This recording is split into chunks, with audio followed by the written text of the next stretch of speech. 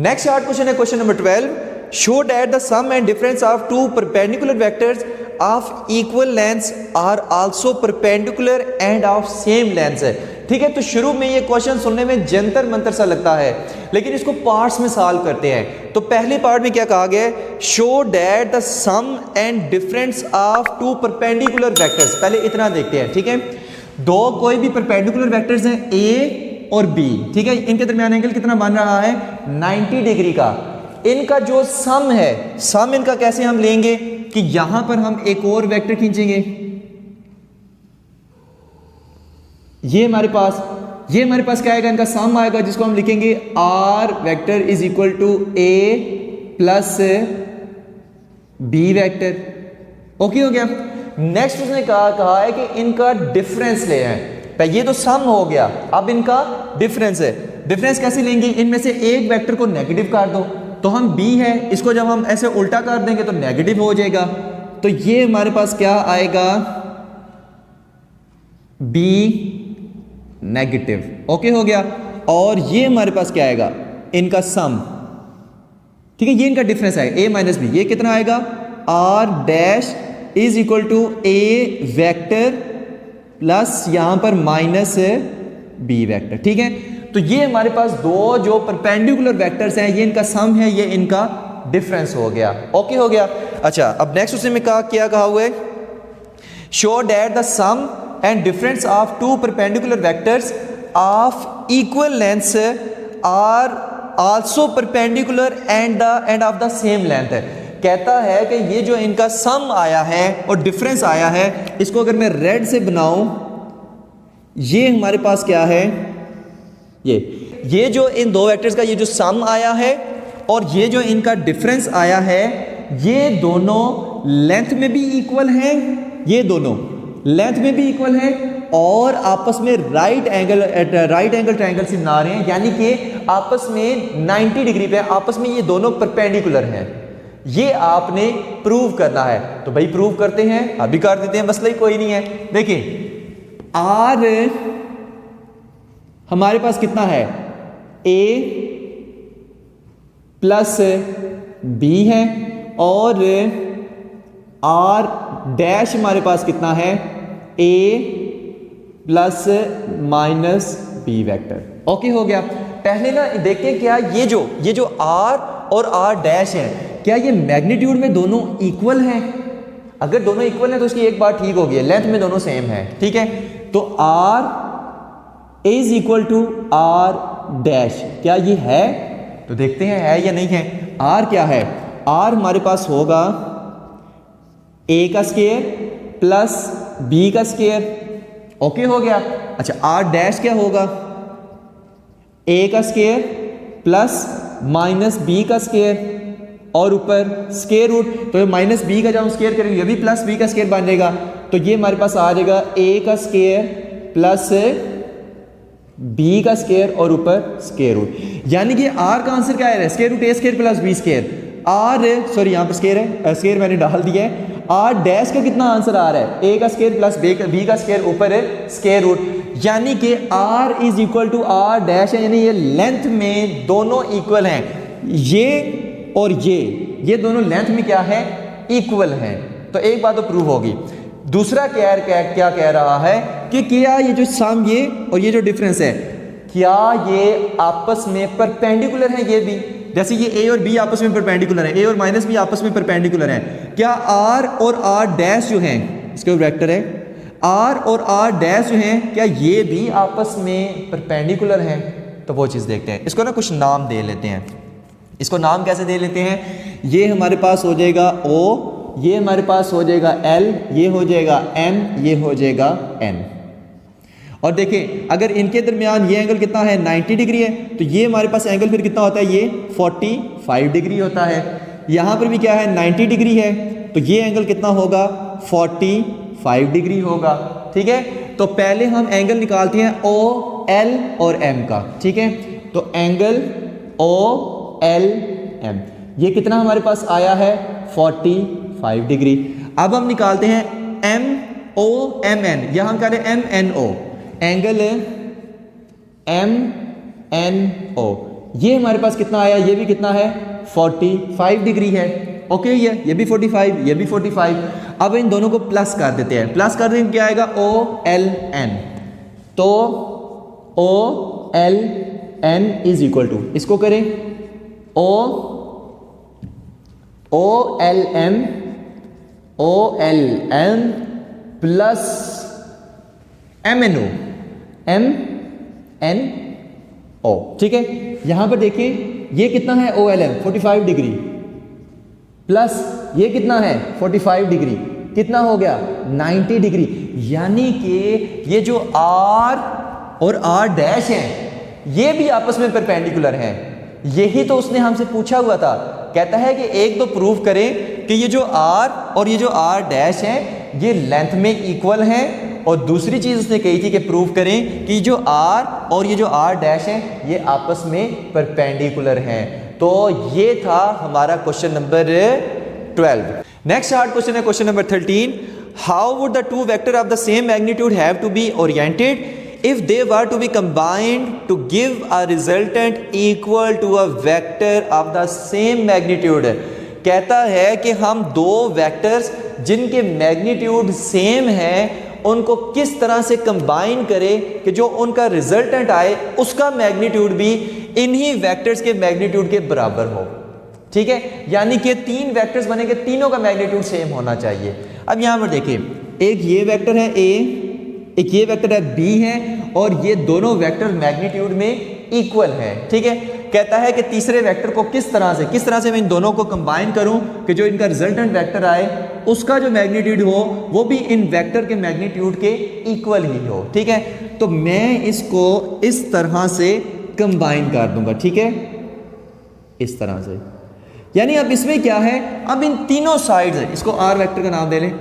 अब इसमें क्या है, ये तीनों साइड्स इक्वल हैं, और ऐसी ट्राइंगल को फिर हम क्या कहेंगे, ऐसी ट्राइंगल को हम कहेंगे इक्विलेटरल ट्राइंगल, जिसकी तीनों साइड्स बराबर होती हैं। ऐसी ट्राइंगल को हम क्या कहते हैं, इक्विलेटरल ट्राइंगल, जिसमें A is equal to B is equal to R होता है। ओके, हो गया। अब इसमें देखें एंगल कितना बन रहा है 60 डिग्री, एंगल कितना 60 डिग्री, एंगल कितना 60 डिग्री। ओके, यानी तीनों साइड पे एंगल कितना बन रहा है 60 डिग्री बन रहा है। ठीक है, लेकिन जब हम इनमें एंगल लेते हैं वेक्टर्स में, तो हम टेल और टेल में एंगल लेते हैं। ठीक है, जैसे यहां पर देखिए, यहां पर टेल है, यहां पर टेल है, यहां पर क्या है, हेड है, तो हम ये वाला एंगल नहीं लेंगे। आपने क्या करना है, इस वेक्टर A को थोड़ा सा आगे की तरफ खिसका दें। ठीक हो गया, तो अब ये जो एंगल इन दोनों के दरमियान बन रहा है, ये कितना बन रहा है 120 डिग्री। कितना बन रहा है 120 डिग्री। और ये पूरा एंगल कितना बन रहा है 120 प्लस 60, ये पूरा बन रहा है 180 डिग्री।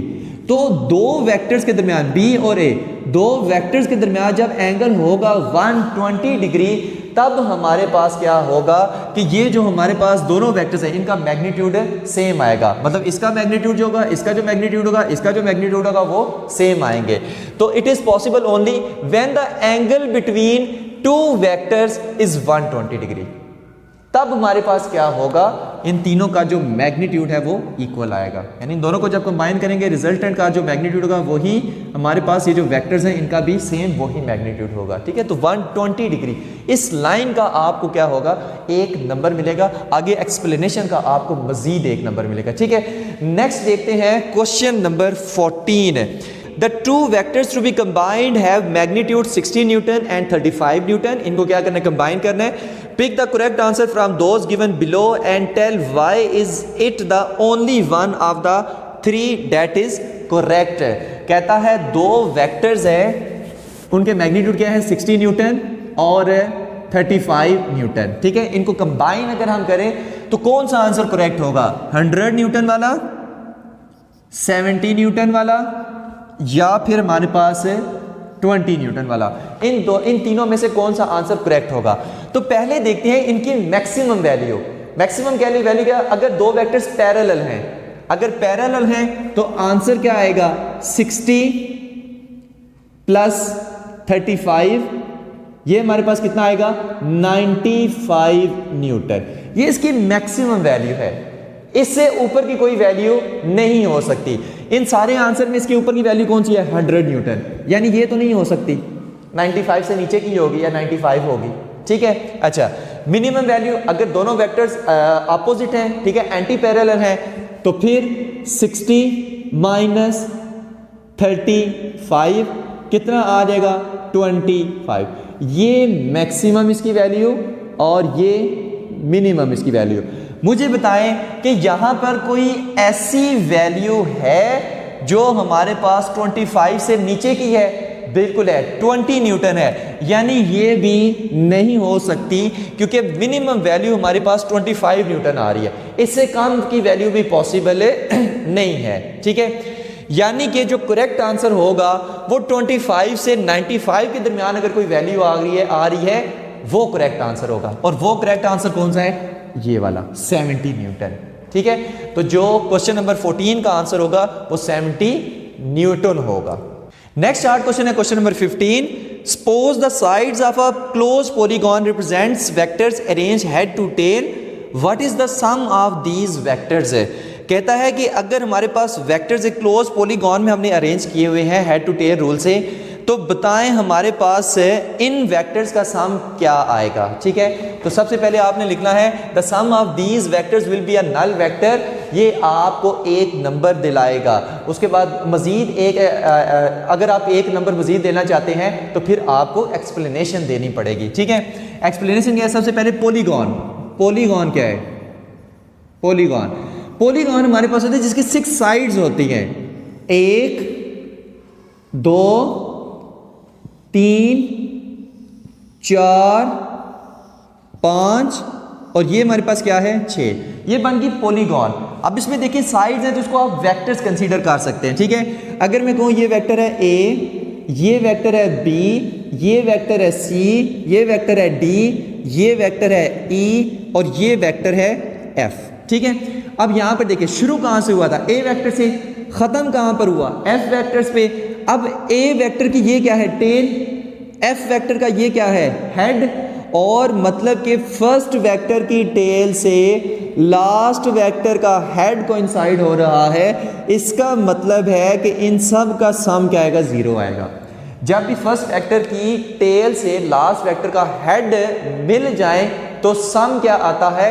0 आता है। पहले भी ये शॉर्ट क्वेश्चन में बता चुके हैं। यानी कि A plus B plus C plus D plus E plus F, ये क्या आएगा? 0, क्योंकि ये वेक्टर्स को हम सम कर रहे हैं, इसका मतलब है ये आएगा नल वेक्टर। ओके हो गया। नल वेक्टर जिसका मैग्नीट्यूड कितना होता है? 0 आता है, यानी इनका मैग्नीट्यूड कितना आएगा? 0 आएगा।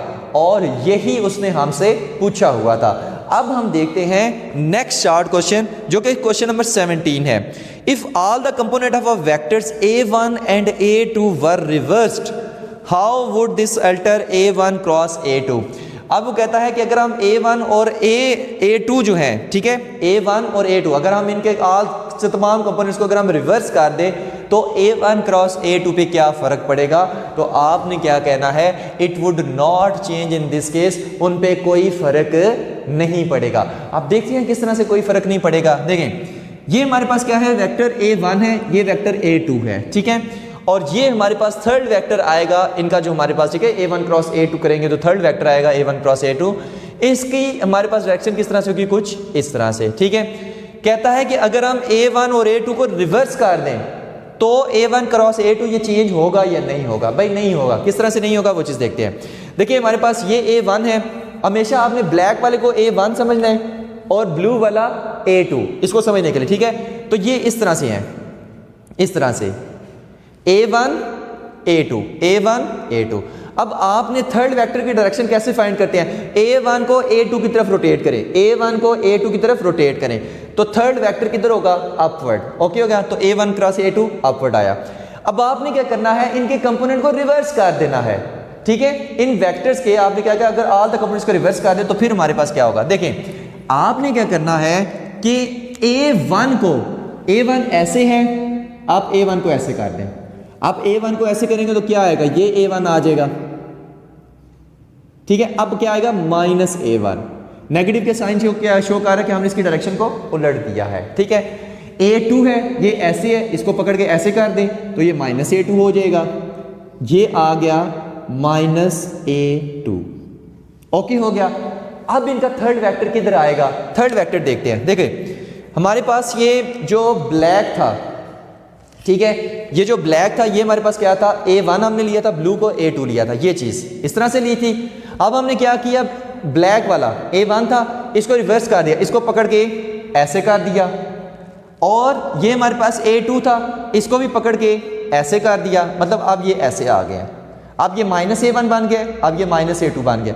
थर्ड वेक्टर किधर आएगा, फिर करना है A1 क्रॉस A2, ये A1 है, ये A2 है, तो A1 क्रॉस A2, A1 को A2 की तरफ रोटेट करना है, A1 cross A2। Third vector फिर किधर आ रहा है, अपवर्ड, यानी कि A1 क्रॉस A2 चेंज नहीं हुआ, पहले भी अपवर्ड, अगर रिवर्स कर दिया फिर भी अपवर्ड, यानी कि अब यहां पर क्या आएगा, ये आएगा, ये क्या आएगा, minus A1 cross minus A2। ठीक है, इनका ये मैग्नीट्यूड, यानी कि अब भी माइनस माइनस फिर क्या हो जाएंगे, प्लस हो जाएंगे, तो अब भी A1 क्रॉस A2 ऊपर, और यहां भी A1 क्रॉस A2 ऊपर, यानी कि अगर हमने A1 और A2 यानी इसको अगर हमने ऐसे रिवर्स कर दिए तब भी A1 क्रॉस A2 पे कोई फर्क नहीं पड़ा था, पहले भी अपवर्ड और अब भी अपवर्ड, पहले भी A1 क्रॉस A2, अब भी A1 क्रॉस A2। ओके हो गया। तो ये था हमारा क्वेश्चन नंबर 17। तो अब देखते हैं कि हमारा क्वेश्चन नंबर 18 हमसे क्या इरशाद फरमाता है। ठीक है, इसको जल्दी से रेज करते हैं, उसके बाद क्वेश्चन नंबर 18 शुरू करते हैं। क्वेश्चन नंबर 18 क्या कहता है, क्वेश्चन नंबर 18 कहता है name the 3 different condition that could make A1 cross A2 is equal to 0। कहता है 3 कंडीशन बतानी है कि जिसमें A1 cross A1 cross A2 is equal to 0 आएगा। ठीक है, ये 3 कंडीशन बतानी है। देखिए पहली कंडीशन तो ये हमारे पास होगी, अगर A1 cross A2 is equal to 0 है, ठीक है, पहली कंडीशन ये होगी या तो A1 0 है या A2 0 है। ठीक है, या A1 0 है या A2 0 है या दोनों 0 है। तो इस केस में A1 क्रॉस A2 का आंसर क्या आएगा, 0 आएगा। ठीक है, मैग्नीट्यूड की बात करें, ठीक है, 0 मैग्नीट्यूड। और दूसरी कंडीशन ये है कि theta is equal to 0 degree हो।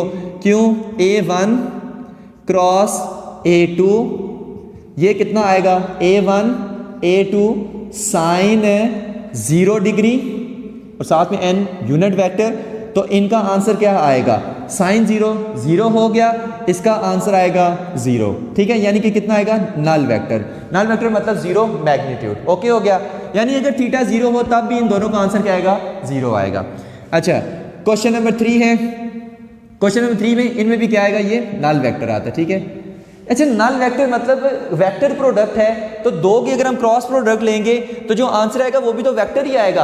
अब ये नल वेक्टर आ रही है जिसका मैग्नीट्यूड 0 है, तो उसने ये कहा है कि 3 ऐसी कंडीशन बताएं कि जिसमें ये जो हमारे पास आंसर आ रहा है ये 0 मैग्नीट्यूड का है। ठीक है, तो वो बता रहे हैं। तीसरी कंडीशन कौन सी होगा, theta is equal to 180 degree हो। तो फिर से पुट करते हैं, A1 cross A2 is equal to A1 A2 sine 180 degree और n यूनिट वेक्टर। ये कितना आ जाएगा, साइन 180 0, ये सारी टाइम 0, तो फिर से हमारे पास क्या आ जाएगा, नल वेक्टर, मतलब 0 मैग्नीट्यूड आएगा। नल वेक्टर जिसकी आर्बिट्रेरी डायरेक्शन होती है और मैग्नीट्यूड 0 होता है, यानी कि अगर A1 या A2 0 हो तो A1 क्रॉस A2 0 आ सकता है। फिर अगर थीटा इज इक्वल टू 0 हो तब A1 क्रॉस A2 0 आएगा। अगर theta is equal to 180 degree हो तब A1 क्रॉस A2 क्या आएगा, 0 आएगा। यानी ये 3 कंडीशन है जो उसने हमसे पूछी हुई थी। ठीक है, अभी नेक्स्ट देखते हैं हमारा क्वेश्चन नंबर, ये कौन सा था, क्वेश्चन नंबर 18। तो अब देखते हैं क्वेश्चन नंबर 19 हमसे क्या इरशाद फरमाता है। ये था क्वेश्चन नंबर 18। अब हम देख रहे हैं क्वेश्चन नंबर 19। अच्छा देखिए, क्वेश्चन नंबर 19 क्या है, आइडेंटिफाई ट्रू और false statement and explain the reason. ठीक है, इसमें बतानी है कि ट्रू स्टेटमेंट कौन सी है और फॉल्स स्टेटमेंट कौन सी है। तो पहली देखें, a body in equilibrium implies that it is neither moving और रोटेटिंग। कहते हैं कि क्या इक्विलिब्रियम का ये मतलब है कि ना वो रोटेट कर रही है ना वो मूव कर रही है। ऐसा कुछ भी नहीं है। इक्विलिब्रियम अगर बॉडी रेस्ट पर है तो बॉडी इक्विलिब्रियम में है, लेकिन अगर बॉडी यूनिफॉर्म वेलोसिटी से मूव कर रही है तो भी वो इक्विलिब्रियम में है, ठीक है। लेकिन इसने क्या कहा है कि क्या इक्विलिब्रियम का मतलब है कि बॉडी ना रोटेट कर रही है ना मूव कर रही है? भाई ऐसा कुछ भी नहीं है। अगर वो मूव कर रही है तो भी वो इक्विलिब्रियम में हो सकती है, लेकिन कंडीशन क्या है? यूनिफॉर्म वेलोसिटी से वो मूव करनी चाहिए, ठीक हो गया। या जब रोटेट कर रही है तो उसकी स्पीड चेंज नहीं होनी चाहिए, यानी जैसे पंखा है वो रोटेट कर रहा है तो हमारे पास क्या होता है, जब वो सही फुल स्पीड पे जाता है तब उसकी स्पीड चेंज नहीं होती, यानी वो कांस्टेंट स्पीड के साथ रोटेट कर रहा है तब भी वो इक्विलिब्रियम में है। ओके हो गया। यानी अगर बॉडी रोटेट कर रही हो तो मूव कर रही हो तब भी वो इक्विलिब्रियम में हो सकती है। यानी ये फॉल्स स्टेटमेंट है। ये क्या है? ये गलत स्टेटमेंट है। सेकंड देखते हैं बी पार्ट इसका क्या, वो सही स्टेटमेंट है। If coplanar forces acting on a body from a closed polygon, then the body is said to be in equilibrium. अब देखिए पॉलीगॉन में हमने देखा था क्या था, सम ऑफ ऑल द फोर्सेस क्या आया था? जीरो आया था। और हमें पता है इक्विलिब्रियम की फर्स्ट कंडीशन हमें क्या कहती है कि जब सम ऑफ ऑल द फोर्सेस जो है वो हमारे पास आंसर जीरो आए तो बॉडी इक्विलिब्रियम में होती है। यानी ये इसकी स्टेटमेंट क्या है? करेक्ट है। ओके हो गया। तो बी वाली स्टेटमेंट इसकी करेक्ट है। आगे जो क्वेश्चन नंबर 20 है, a picture is suspended from a wall by two strings, show by diagram the configuration of the string for which the tension in the string will be minimum. एक picture है, उसको दो string के साथ उसने क्या किया हुआ है? लटकाया हुआ है। कहता है डायग्राम के जरिए से शो करें कि हम जो है वो इस पिक्चर को ऐसे स्ट्रिंग के साथ किस एंगल पे लटकाएं कि जो टेंशन इन द स्ट्रिंग है वो मिनिमम हो। तो वो चीज़ देखते हैं कि भाई वो वाला एंगल कौन सा होगा, ठीक है। तो पहले हम लटकाते हैं जनाबे अली पिक्चर को, ठीक है। ये हमारे पास एक पिक्चर है, ये क्या है? एक बड़ी सी पिक्चर हम लेते हैं, पिक्चर है और ये हमारे पास वो पॉइंट है जिसके साथ ये लटकी हुई है। ओके हो गया। यानी ये स्ट्रिंग है, ये क्या है? स्ट्रिंग है जिसके साथ ये पिक्चर क्या है? दीवार के ऊपर लटकी हुई है। अब दीवार के ऊपर लटकी हुई है, इसका मतलब है इक्विलिब्रियम में, रेस्ट पे है, मूव तो नहीं कर रही, ठीक है। और इक्विलिब्रियम में पता है sum of all the forces acting on the body is equal to क्या होता है? जीरो होता है, ठीक है। तो देखते हैं पहले इस पे कौन कौन सी फोर्सेस एक्ट कर रही हैं। देखें, एक फोर्सेस यहां पर ये एक्ट कर रही है, कौन सी? टेंशन की फोर्स। यहां पर भी कौन सी एक्ट कर रही है? टेंशन की फोर्स। और अगर हम यहां पर एक परपेंडिकुलर सा गिराएं तो देखें टेंशन की फोर्स के ना दो कंपोनेंट्स यहां पर बन रहे हैं। दो कंपोनेंट्स कौन कौन से बने हैं? अगर इसका हम कंपोनेंट बनाएं तो ये हमारे पास कौन सा बनेगा? T cos theta. और ये कौन सा बनेगा? टी कॉस थीटा, ऐसे, ठीक है, इस तरफ। और यहां से अपवर्ड ये क्या बनेगा? T sine theta. और इसका जो y कंपोनेंट से ऊपर की तरफ बनेगा ये भी क्या बनेगा? T sine theta. ओके हो गया। और इस पिक्चर पे फोर्स वेट की किधर लग रही है? डाउनवर्ड। अब इस पे जितनी फोर्सेस लग रही है ना उन सबको क्या कर दें? प्लस कर दें। और प्लस करके देखें कि क्या आंसर आता है। वो हमें बताएगा कि कब टेंशन इन द स्ट्रिंग जो है वो मिनिमम होगी, ठीक है। तो देखते हैं पहले ये क्या है? T cos theta, T cos theta. एक टी कॉस थीटा इधर है, एक टी कॉस थीटा इधर है, तो एक को माइनस ले लें, माइनस टी कॉस थीटा, ठीक है। प्लस ये क्या है? T sine theta, upward T sine theta. ये टी साइन थीटा भी क्या है? अपवर्ड, तो ये भी प्लस टी साइन थीटा। ये हमारे पास क्या है? वेट डाउनवर्ड, तो माइनस ले लें, माइनस वेट की force downward is equal to zero, ठीक है। इक्विलिब्रियम में ना, तो sum of all the force acting on a body is equal to zero. तो ये हमारे पास गया जीरो। ये क्या बन जाएगा? 2t sine theta, 2t sine theta minus w is equal to zero. Okay हो गया। तो इसको मैं लिख सकता हूं कि 2t sine theta is equal to w। Okay हो गया। यहां से फिर मैं इसको क्या लिख सकता हूं कि w है और ये हमें t इज इक्वल टू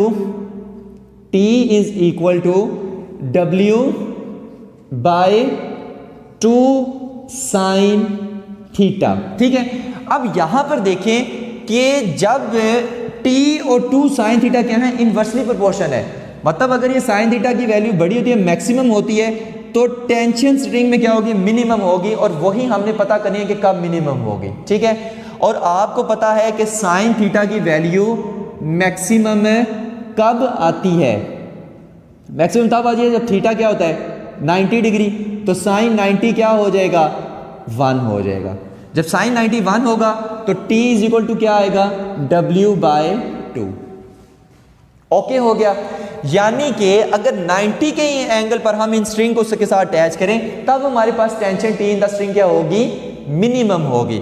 यानी कि आपने इस को किस तरह से अटैच करना है, ये यहां से ये होगी पिक्चर, और यहां से ये होगी स्ट्रिंग, यहां पर अटैच कर दें, ये होगी स्ट्रिंग, यहां पर अटैच कर दें। अब इनके दरमियान एंगल क्या मान रहे हैं 90 डिग्री, यानी अब tension T in the string क्या होगी, मिनिमम होगी। जब हम 90 के एंगल पर ऐसे स्ट्रिंग को रख के इस पिक्चर को यहां पर लटका देंगे, ठीक है, हैंग कर देंगे, तब हमारे पास tension T in the string क्या होगी, मिनिमम होगी। और यही हमसे प्रूव करने को कहा गया था कि किस कंडीशन में किस एंगल पे tension T in the string minimum होगी। ये था हमारा क्वेश्चन नंबर 20। लास्ट क्वेश्चन है question number 21, can a body rotate about its centre of gravity under the action of its force. देखिए, इस क्वेश्चन को समझाने से पहले आपको पता होना चाहिए कि सेंटर ऑफ ग्रेविटी क्या होता है। सेंटर ऑफ ग्रेविटी वो पॉइंट होता है किसी ऑब्जेक्ट का, किसी बॉडी का, कि जहां पर उसका सारा वेट एक्ट कर रहा होता है। ठीक है, जैसे फॉर एग्जांपल है, आप बुक की भी एग्जांपल ले सकते हैं। फॉर एग्जांपल ये मार्कर है, इसका ये हमारे पास क्या है सेंटर, ये इसका सेंटर ऑफ ग्रेविटी है जहां पर इसका सारा वेट एक्ट कर रहा है। ठीक है, कहता है कि अगर मैं सेंटर ऑफ ग्रेविटी यहां पर फॉर एग्जांपल इसको मैं पिवट पॉइंट बनाऊं, यहां पर हम एक एक्सिस छोटा सा ऐसे गुजार दें, तो क्या वेट की फोर्स की बिना पर ये बॉडी रोटेट कर सकती है? भाई नहीं कर सकती। यानी सेंटर ऑफ ग्रेविटी के इसके राउंड अबाउट क्या वेट की फोर्स की बिना पर, सिर्फ वेट की फोर्स और कोई फोर्स नहीं लग रही, क्या वेट की फोर्स की बिना पर ये बॉडी ऐसे रोटेट कर सकती है? नहीं कर सकती। देखिए, अगर तो मैं इसको रोटेट करूँ ना सेंटर ऑफ ग्रेविटी के पॉइंट पे, यानी यहाँ पर, तो मैं इसे रोटेट कर सकता हूँ, लेकिन मैंने रोटेट नहीं करना, ये खुद रोटेट करना चाहिए अपनी वेट की फोर्स की बिना पर जो उसके पे डाउनवर्ड लग रही है। भाई ये रोटेट नहीं कर पाएगा। क्यों नहीं रोटेट कर पाएगा? क्योंकि line of action of force जो है ना वो पिवट पॉइंट के अंदर से गुजरी है इस तरह से, यानी कि मूवमेंट आर्म क्या है, जीरो। सही है, यानी देखें अगर मैं इसको यहां से ऐसे पकड़ूं तो ऐसे नीचे जाए तो वेट की फोर्स की बिना पर रोटेट कर गया, यानी कि मूवमेंट आर्म यहां से लेकर यहां तक है। अगर यहां से पकड़ूंगा फिर भी रोटेट कर जाएगा, वेट की फोर्स की बिना पर, मैं तो नहीं कोई फोर्स लगा रहा। अब मूवमेंट आर्म यहां से लेकर यहां तक है, लेकिन अगर मैं इसको सेंटर ऑफ ग्रेविटी से पकड़ूं अब रोटेट करेगा? नहीं करेगा। क्यों? क्योंकि अब मूवमेंट आर्म जीरो हो गया है। ठीक है, तो इस केस में ये रोटेट नहीं करेगा। इस केस में हम कहेंगे कि टा is equal to L F, L हमारे पास जीरो हो गया, मूवमेंट आर्म जीरो हो गया, तो टार क्या हो जाएगा, जीरो हो जाएगा, यानी अब रोटेट नहीं करेगा। तो आपने आंसर देना है in this case line of action of force, sorry पहले आपने लिखा no it is not possible, कि वेट की फोर्स की बिना पर वो सेंटर ऑफ ग्रेविटी के अबाउट रोटेट नहीं कर सकता, ये पॉसिबल नहीं है। इसका आपको 1 नंबर मिलेगा। तो फिर रीजन बतानी है, in this case line of action of force passes through the pivot point यानी centre of gravity, so the movement arm become zero, so torque become zero. तो ये था हमारा क्वेश्चन नंबर 21। यहां पर हमारे चैप्टर नंबर 2 के सारे शॉर्ट क्वेश्चंस कंप्लीट होते हैं। तो ये था हमारा आज का लेक्चर। होप्स हो कि आपको सारे शॉर्ट क्वेश्चन समझ आ गए होंगे। Thank you very much. Allah Hafiz.